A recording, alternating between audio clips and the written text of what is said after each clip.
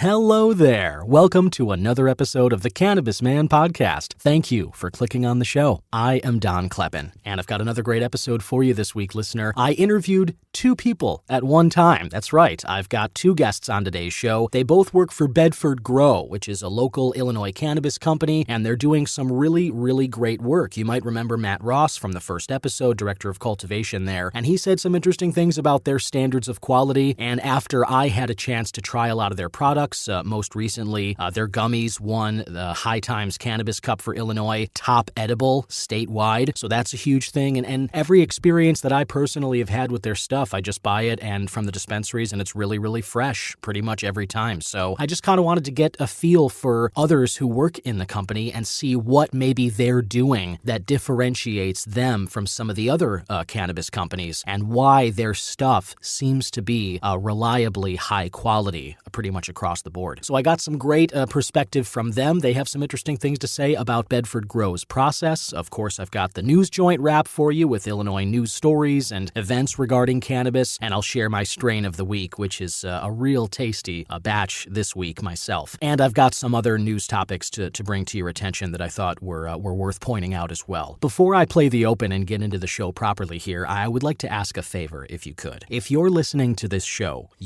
right now, if you're listening on Spotify, please scroll to the top of the show page and click that star icon. You can see a spot where there's a star listed. It might say 5 next to it, or it might say rate the show, but you click on that and it's an opportunity to rate this program, this podcast. Go ahead. I don't care if it's 1 star, 5 stars, whatever you think of what I'm doing here. But if you could, I'd really love to see some ratings come up on the Spotify app. Most of the reviews and the ratings I've gotten thus far have just been on other apps, and I was noticing that Spotify is a little bit iffy. So if you're using that, I just figured I'd throw that out there and ask for your help if you could. And with that, let's get into the 29th episode of the Cannabis Man podcast.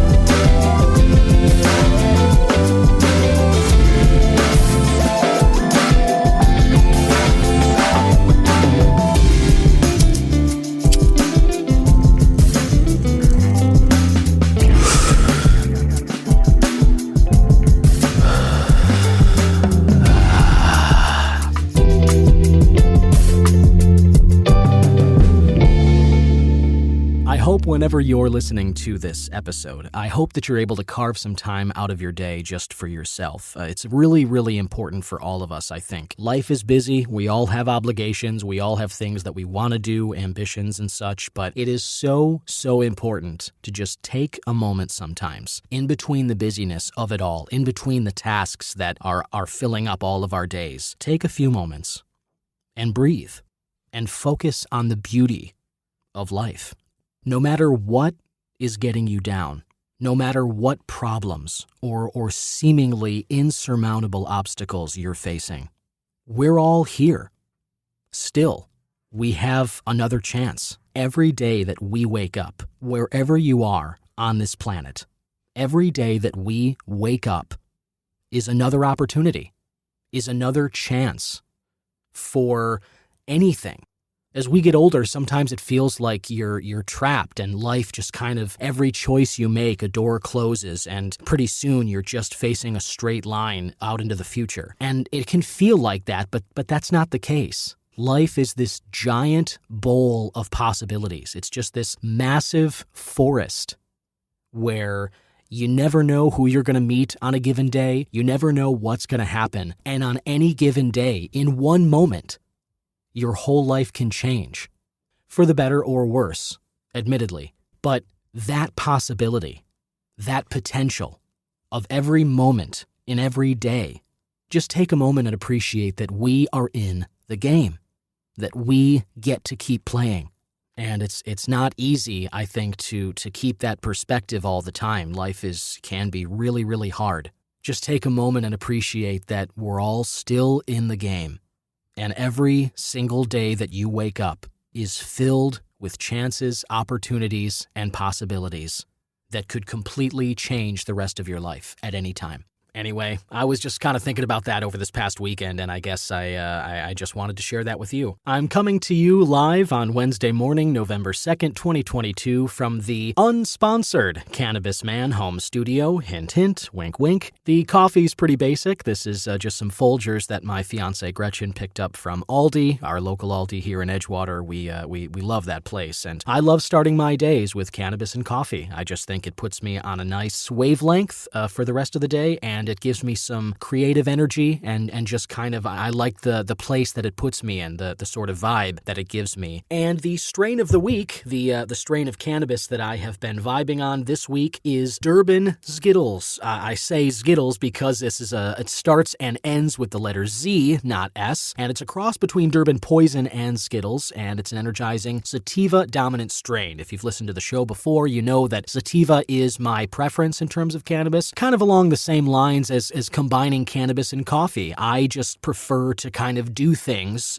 throughout my day. I like to utilize cannabis at different points of the day, and sativas and more energizing strains lend themselves to productivity. They help me get things done, as opposed to the more indica dominant cannabis strains where they can make you glued to the couch and can kind of just take you out of it, and maybe it's a nice wind down at the end of the day. Indicas have their place, don't get me wrong, and I've talked before about the oversimplification of just categorizing cannabis in sativas and indicas. I won't rehash that debate right now, but because we're still categorizing things in indicas and sativas, I'll still talk about them that way. But on the same note, this Durban Skittles features a strong lemon profile. This is one of those fruity kind of, it's described as having almost a sweet tart fruitiness, and the lemon really comes through on the smell and the taste of Durban Skittles. This particular strain is about 25-26% THC. That's what's advertised on the package. This was harvested late in July, and it was packaged at the end of August. And I picked up a pack of 5 of these dog walkers from the Wrigleyville Sunnyside over the weekend. Anyone who's listened to the show before knows that that's my local dispensary that I get to regularly. And I don't think I've mentioned these before, but these packs of 5 dog walkers, they're these little mini joints. They're not even half a gram a piece. They're like 0.25 or 0.3 grams in these little joints. And I love these dog walkers. I just think that they're so perfect. You get a pack of 5 for sometimes 25 or 30 bucks, and they're excellent. They'll get you through the week. They are, if you want to take a little walk outside, kind of like I was talking about before, these guys, it's literally just, especially if you pass it between another person and yourself, it's only a few hits, but these things are, it's a little uplift. It's a tiny little reset, as opposed to a full gram joint, which is kind of, more of a lengthy experience, if you will, might be affected by that for a few hours. These little dog walkers are really just kind of a coffee break or like a short walk after lunch. It's just a refresher. And I enjoy these things very much, and I'm loving the Durban Skittles, the cross between Durban Poison and Skittles. I love the sativa feel. I love the lemon and the fruitiness in the flavor and the aroma of it, and it's just been a nice addition to my week. So cheers to you, and if you have an opportunity and if you haven't tried Durban Skittles, highly recommend them. And if you want to grab a pack of 5 of these short dog walkers of the Durban Skittles, I can't recommend that enough.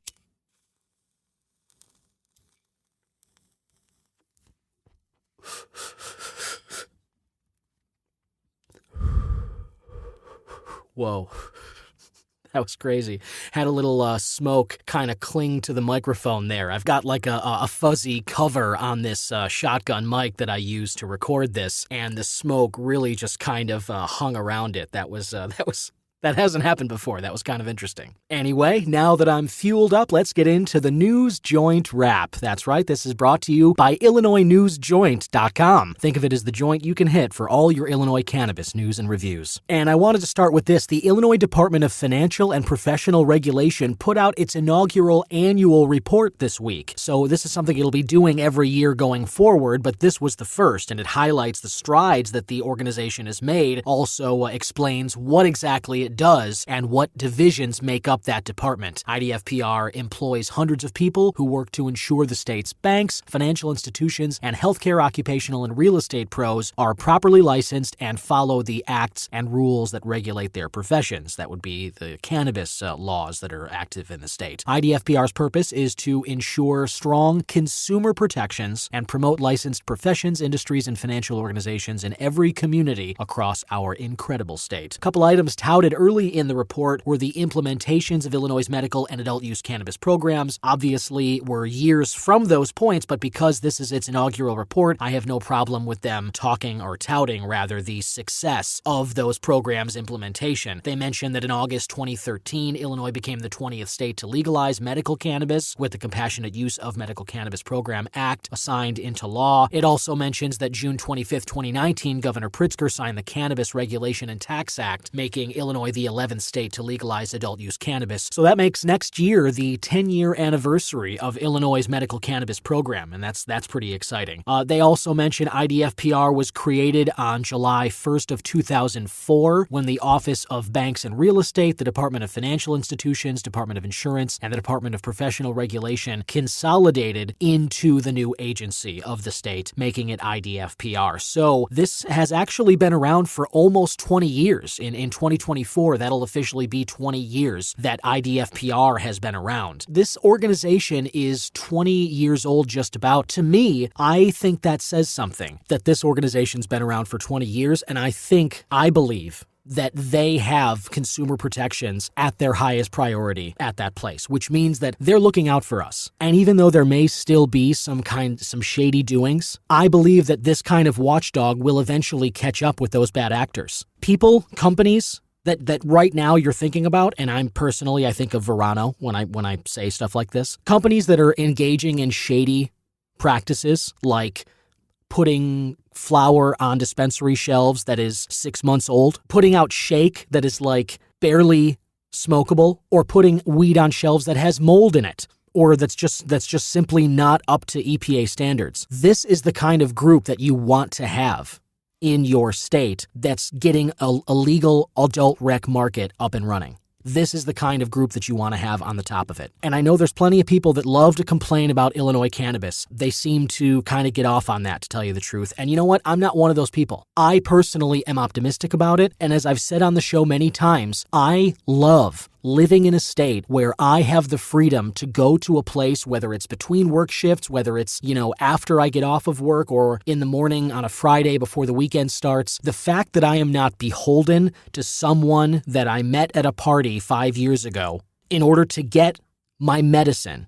The fact that I live in a state where I can go to a licensed dispensary and have some expectations, standards of quality that I know the products I buy will not dip below. I love that. It's a privilege.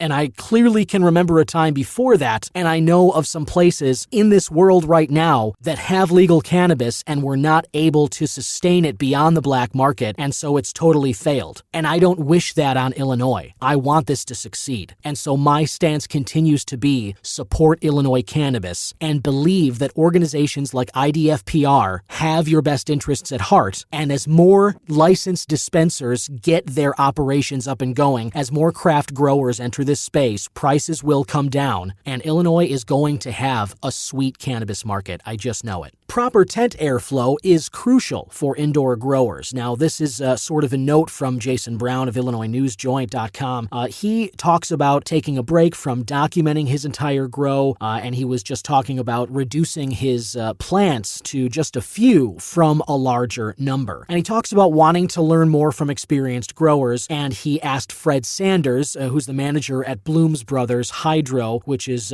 in the Apple House in Terre Haute, Indiana. I'm actually going to interview Fred Sanders as well, and I'll get some of these grow tips on the podcast. You can listen for that episode in a few weeks. But Jason talked with him as well, and one of the things that he came away with is that proper tent airflow, which is crucial to small grow areas and can help prevent some of the worst pests from taking hold inside the room. Aphids, spider mites, and fungus gnats all thrive in stale, humid spaces. Aphids, Jason says, are by far his least favorite invader, with an indoor grow. He says they can establish themselves in moments. Good sanitary practices, climate controls, and a really good intake air filter can go a long way toward preventing the pests. He mentions that spider mites prefer areas with calm, damp air to breed and feed, so good airflow and humidity controls, coupled with a strong IPM, take away those preferred conditions, which kind of discourages them from infesting. And if you have that good airflow circulation, as the air moves around the room, excess moisture from the top layer of soil evaporates, leaving fungus gnats and other soil-borne pests to find it much harder to take hold and grow in those spaces. So you can use a circulating fan to provide a physical stressor to the plants, encouraging growth of stronger stems and branches, as well as thicker cell walls, all of which are natural defenses against pests and disease. So this is a great tip, is just that circulation, that airflow. If you've got a tent or you're growing in a basement or some small room, wherever it is, if you have an indoor grow setup, Jason and Fred Sanders talking about the proper airflow circulation being huge to discourage pests from forming and to encourage stronger plant growth of the cell walls and the stems and the branches too. And an event coming up, Flower Ball, Cannabis Expo, and Fashion Show is on Saturday. The Illinois cannabis industry is kicking off a new season of indoor events starting this weekend into late winter. The first of those, it's the inaugural KVL International Flower Ball that is set for this Saturday, November 5th. KVL International Flower Ball is a cannabis expo, multiple immersive experiences there, followed by a fashion show co-hosted by Power 92.3's Money Mayha and a DJ set by the legendary DJ Neffitz. Brands, operators, and cannabis fashion enthusiasts from across the U.S. and Canada will attend. The event also includes some merch, apparel, food trucks, full-scale fashion runway show production, after-party set by DJ Neffitz, and live performances by Vic Mensa and more. Cocktail hour is set for 6 to 7 p.m. Arrive before 7 because doors will close and entry will end at 7. The Vic Mensa live show starts at 10. The after-party runs until 12:30 a.m. You can purchase tickets as well as find out more information about that event and the other stories I mentioned about IDFPR, what they've got going on, as well as some indoor grow tips. You can get all of that at IllinoisNewsJoint.com. Listener, this interview is exciting for a few different reasons. One of which is that we have two guests joining us simultaneously here. Both of them work for a very high-quality local cannabis company here in Illinois, making pharmaceutical-grade products. I'm talking about Bedford Grow. You may remember I spoke with Bedford's Director of Cultivation, Matt Ross, at the beginning of the show for the first episode, and talked about some of their strains, and I have had a chance to try some of them since, and I'm very excited about what Bedford is doing in the Illinois area. Listener, please welcome from the sales department, Katarina Francesca, and from sales and the trim department, Rozzi Gonzalez. Welcome, both of you. Thanks for having us. Hi, yes, thank you for having us. A pleasure. We're excited to be here. Right on. I'm excited to have you as well. So this is going to kind of go to both of you, I suppose, and you can just sort of answer one and then the next, but how did you become interested in cannabis, first of all? Well, I'll start just because my story is a lot shorter than Rozzi's history, but to be honest, I got into it as a medical solution. I moved out to California many years ago and have been battling chronic migraines and turned to it to help with my migraines. Found it to be really effective and have been a consumer ever since. Myself, Rozzi, it is a little bit of a longer story, but I grew up with a cannabis family, so it was really easy to kind of get into it. But it all started with being a hairdresser. I was allergic to the solutions, so I got a job at the first Cannabis Cup in Colorado, came back home to Chicago, sold everything, and started my career in cannabis. Wow, that is interesting to hear for both of you, just to have had experience, it seems like, with cannabis before your professional careers in it. And for you, Katarina, obviously that was something that provided you relief in some area of your life and sounds like improved your quality of life. Oh, for sure. And I mean, I think part of that is the reason that I was drawn to Bedford Grow as well, just because of their mindset, their approach, their mission was really all in line with kind of the things that I was looking for as a consumer. So to me, it was just like the perfect match. Very nice. Cool. And that segues kind of into what I wanted to talk about next, Bedford Grow. How long have you both been working there? Myself, Rozzi, I've been about 2 years, just a little over 2 years. And actually, I'm a little bit on the younger side than her. I'm just 1 year with the company this past August. It's gone by so quickly, just totally amazing, super fun. And I'm just excited to keep going, to be honest. Yeah, very cool. It sounds. Congrats to both of you for just being at this company as long as you have, and I'm excited for where it's going as well. What are some things? And I guess this will go to you, Rozzi. I guess just with your work in the trim department too. What are some things that you think Bedford does differently than some other cannabis companies, whether they be in Illinois or other states? I'd have to say we really pride ourselves on a lot of our hand-done products. We still hand trim, hand pack, hand mix all of our edibles. So it's really nice to be able to see individually each and every single bud and it getting as much quality and care that it should. Yeah, I can understand that. And I guess this will be for you, Katarina. What are some of the products at Bedford that you think consumers have responded to in a positive way? Oh, yes, of course. I mean, I could give you a whole list going on for an hour about, our different products and their features. But, in particular, I'd have to highlight, I think, our flower and our edibles. We are the High Times Cannabis Cup edible champion in Illinois multiple years running, so we take great pride in that. We're thankful, but I feel like it just kind of speaks to itself just because, our edibles are great in the sense that, they don't have that cannabis taste. They're all straightforward, no added dyes, added ingredients, or extra preservatives or anything like that. It's truly, a fresh burst in the bite, which is great. And then also, our flower, like Rozzi was saying, we do everything by hand. And so, we really put the love and care and the effort from all the way to the beginning of the process when we're popping seed. We don't bring in any external clones. Everything is done on site, all the way through to packaging, which goes into our glass jars with the induction seal just to really preserve that freshness. Strain-wise, we've got lots of cool new things in the works. But in particular, out there right now, I gotta call attention to our Lose Legacy strain, which is one of our feature strains. Has a really nice history with our company and our mission, which you guys can check out on our website. But it's a great strain, and it's specifically designed to alleviate, symptom relief.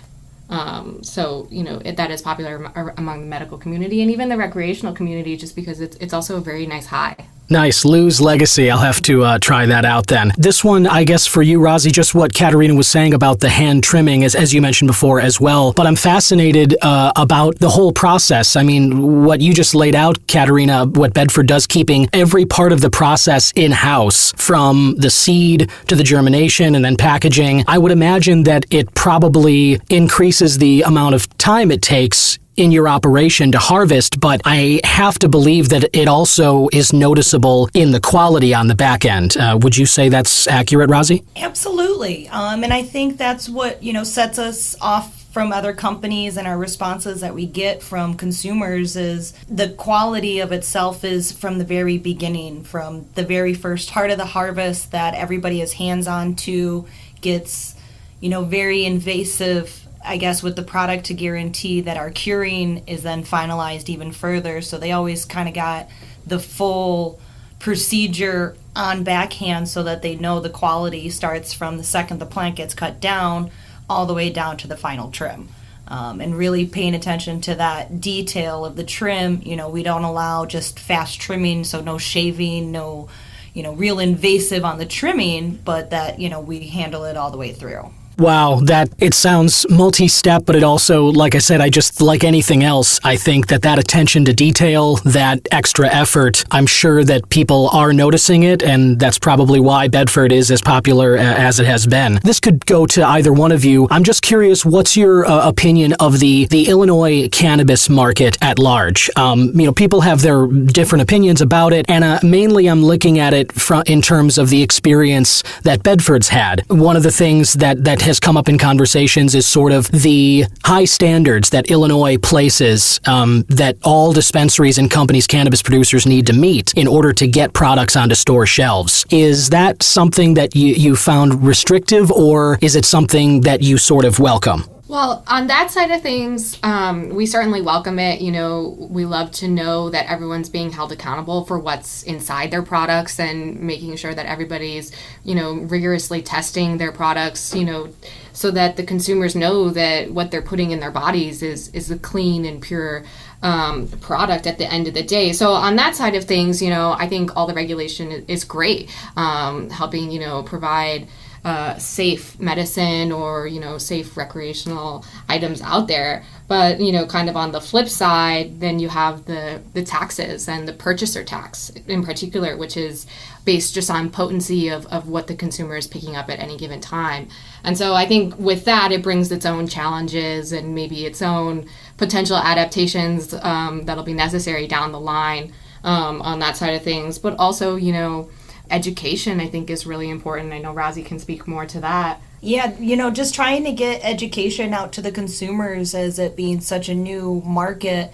They see all this background of taxes and testing and things like that. But, as a company, trying to get more information out to the consumers itself on the basis line, I think is what really needs to be worked out with this cannabis market. Right, and also just, kind of trying to change the narrative, getting rid of that stigma and taboo that's been associated with cannabis for so long, and really kind of bring it to the forefront as something, everyday, reliable product that's in a lot of people's lives that, really doesn't need to be othered because, it is not this harmful, depiction that you see sometimes online and in the media. Of course, totally, and I'm glad you said that. I'm right there with you. It's one of the major reasons that I started the show is because I felt just simply that the conversation around cannabis has been wrong for so long. It's something I refer to it as a manufactured misconception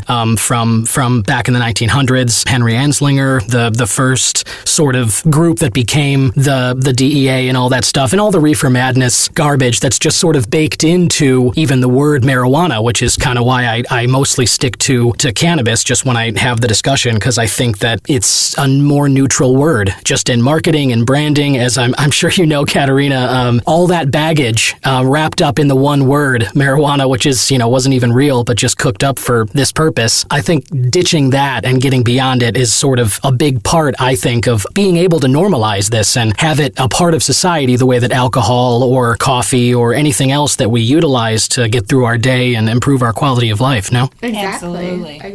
And let's be honest.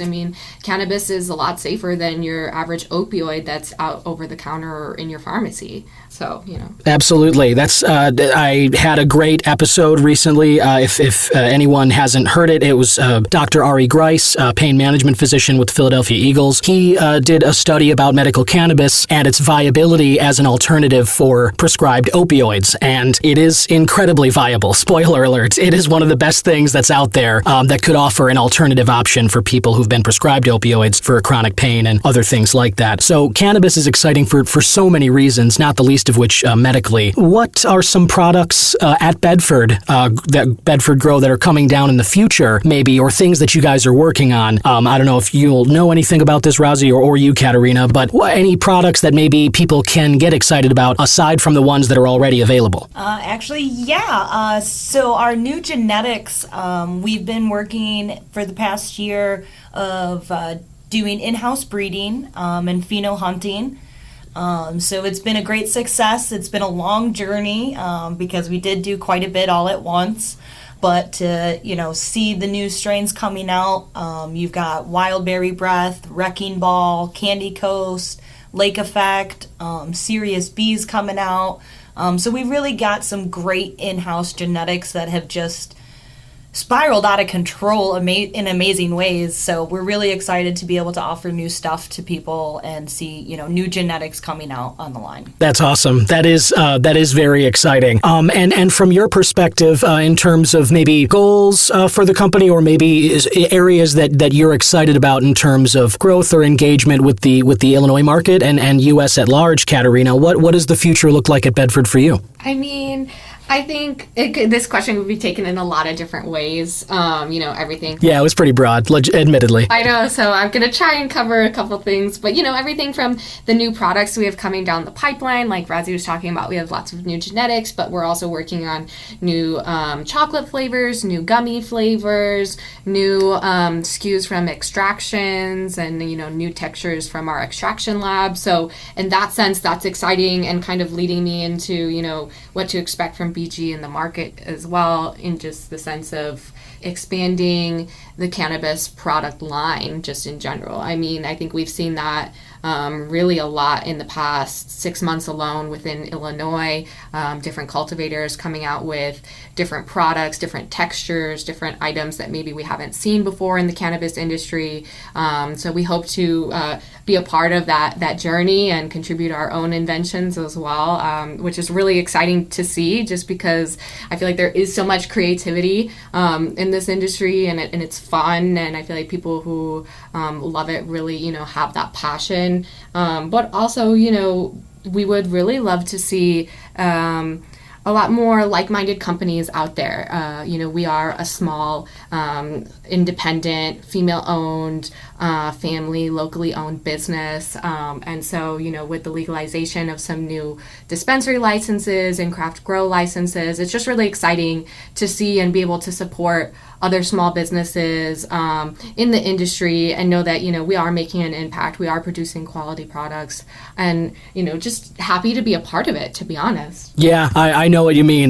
There's no kind of excitement quite like that I've experienced anyway, the excitement currently in and around the cannabis industry. I just think that people are ready for the change, people are excited about it, whether, you're someone who is very familiar with cannabis, I think, and has had experience with it from your own life leading up to now, or even just people who, have been maybe neutral about it, didn't have their own experience, but now that it's becoming legalized and normalized, they're a little bit more curious or interested and excited, as I think we all should be, about the future of where this is headed. Rozzi Gonzalez and Katarina Francesca of Bedford Grow, thank you so much for joining the show and talking a little about what you guys are working on at Bedford. I'd like to end these with a sort of quick hits. It's going to be, again, interesting with the two of you, but I just kind of like to do some rapid fire preference, yes or no questions, nothing too crazy. Are you guys game for this? Sure. Absolutely. All right, here we go. Quick hit number one, morning bird or night owl? Which are you? Me, I'm a night owl for sure. I'm actually a daytime, 4:30 a.m. I'm up and ready to go. Wow, yeah, early bird right there for sure. But cool, got one of each on that answer. Favorite cuisine, if it's your birthday, special occasion, is there a restaurant or a meal that you're definitely looking for? Oh, I love Japanese food, sushi in particular. Definitely my go-to personally. Nice. Rozzi? I'd have to say meats.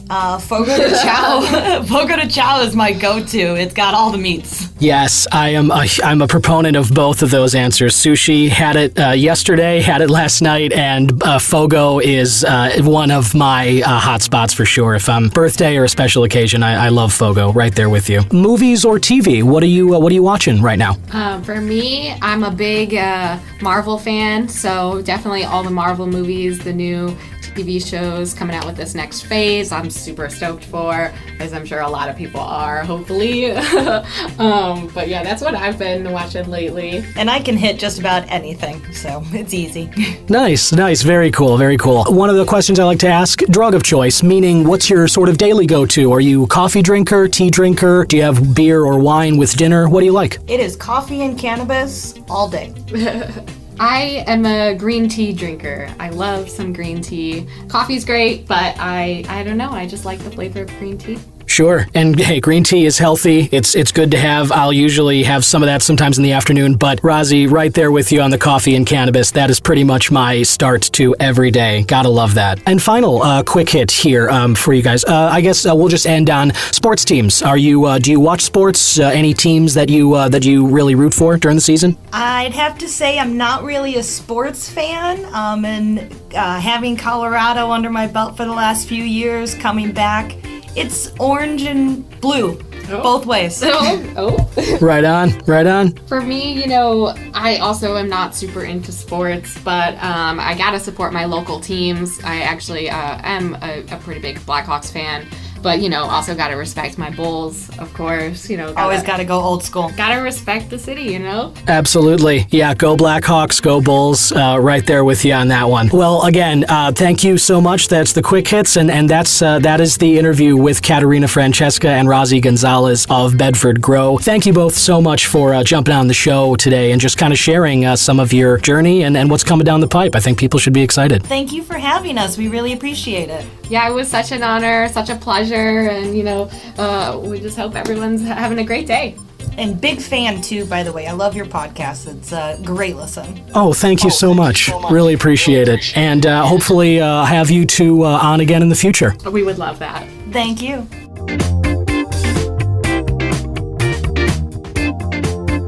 And there you have it. I'd like to thank my guests one more time, Katarina, Francesca, and Rozzi Gonzalez of Bedford Grow. How about that Bedford Grow? They've really got some exciting stuff, and winning the Illinois High Times Cannabis Cup edibles. They're for their gummies, and as I've mentioned, their flower is just regularly, for me, in my experience personally here, always fresh. I've never cracked a seal on a Bedford jar and felt anything less than, sticky, smelling really strong and fresh. It's high quality stuff, and as you heard from Rozzi and Katarina there, the process that Bedford uses, their commitment to in-house sort of closed circuit from seed to shipping out to dispensaries, how they control all of that and they keep it in-house, and how they're really supporting Illinois businesses and just kind of keeping that ecosystem closed off. It really comes through in the quality of their products, and I just encourage everybody, if you haven't had a chance to try their stuff, get out there and check it out. Their products and which dispensaries you can find them at, you can find those at bedfordgrow.com. And before I let you go this week, listener, there was a news story that came across my feed that I thought you'd find interesting. This is from CBS News. It was published by Christopher, with a K, J. Brooks, on October 25th. It says, the headline reads, marijuana company sued for not making customers high enough. A California cannabis company is being sued by two local customers for allegedly lying about the potency of its products. I'm not going to go through the whole article here, but I'll give you a little snapshot, and I'll share the link to it on the show's social media pages at C-Man Podcast. You can look for that later. Jasper Centino of Long Beach and Blake Wilson of Fresno, they filed a lawsuit in state court last week accusing Dreamfields Brands of false advertising, intentional misrepresentation, and unjust enrichment, among other charges. And here comes the key point. At issue in this case is how much tetrahydrocannabinol, or THC. Did you know that's what THC stood for? I did, and I always struggle to say that word. So the fact that I just went through that, and trust me, I did not edit mistakes out. That was a real first-time take on that word. So I'm a little pleased with that, especially after hitting that Durban Skittles earlier. That's I'm happy with myself there. Anyway, at issue is how much THC is contained in Dreamfield's Jeter pre-roll products. THC, as you know, is the chemical in cannabis that gives users a high. It's the narcotic part. Dreamfields markets its products as having higher than average levels of THC, but an independent lab test found the pre-rolls do not have a higher concentration of the chemical. That is according to lawyers for Centino and Wilson. In one instance, a Jeter product labeled as having a THC content of 46% was found to contain between 23 and 27%. So that's all I'm going to read there. And again, this is according to the lawsuit. So this is going to go to court, and we'll see what the judge's ruling is when this lawsuit, has its day. Again, I'll share it on the show pages. You can read the rest of it for yourself and kind of decide what you think about it. But the reason that I thought this was important to bring up is because I have had two episodes that kind of touch on these topics. One where I interviewed Matt Wall from the UK, who did the fMRI study on effects of THC and CBD on the human brain. And what Matt Wall found out was that CBD really blunts a lot of the negative effects of THC. Some of the damage that THC can do, and believe me, I know there are people screaming, THC, it doesn't do damage, whatever. We have not done enough sanctioned studies to know definitively what the effects on our brain by cannabis really truly are. And so, if you haven't heard the Matt Wall episode, I highly encourage you to check that out. But he did the study, and I asked him different questions about what they found. But the headline of his study was that CBD basically protects our brains from the bad parts of THC. And the other episode that I want to mention is the THC inflation episode that I did. It was a short one, but I wanted to talk about that because there was an article that highlighted that since different legal markets instituted a policy that allows companies to charge a premium for higher potency THC products, this has led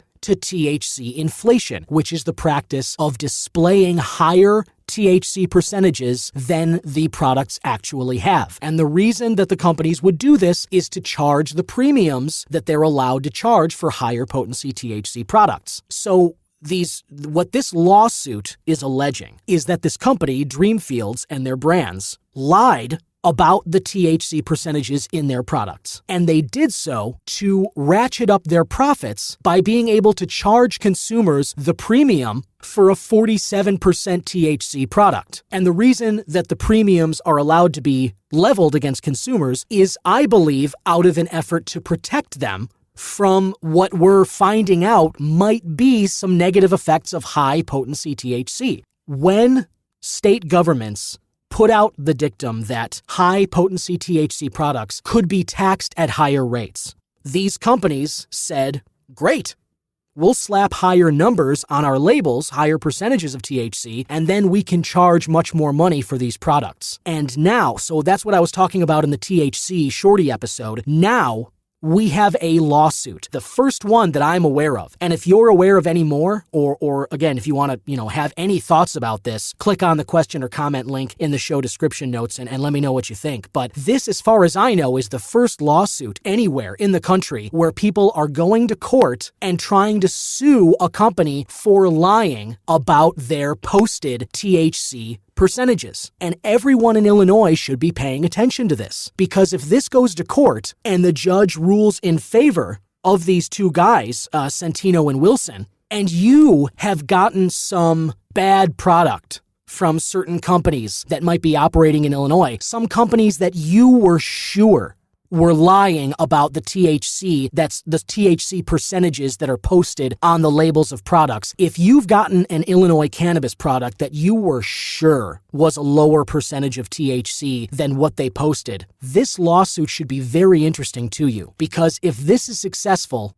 you better believe that there are going to be others that follow suit. And I'm willing to bet that there will be some here in Illinois. And if enough people have gotten, affected by this, might be a class action suit, and there might be some money coming. So this is something to watch, this lawsuit out in California against Dreamfields. So look for that article on the show pages at C-Man Podcast, and just think about this whole issue, the notion of companies posting higher THC rates on their products, the THC inflation, and the fact that there is now a lawsuit moving forward. These things tend to take some time. It's probably going to be a couple of years before we actually hear anything in terms of like a final ruling. But this is the first step, and this is something that should be exciting, or at least perk the ears up of anybody who has bought legal cannabis in an adult use capacity, certainly here in Illinois, but really any state. This is something to watch for sure. And that's all I've got for you this week. Tune in next week for another episode of the Cannabis Man Podcast. Bye-bye.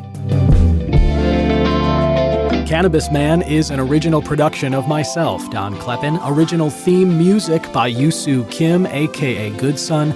Other music by Pat Perez, and logo designed by Vorbroker Media. If you like the show, please rate, review, subscribe, and share whenever you can.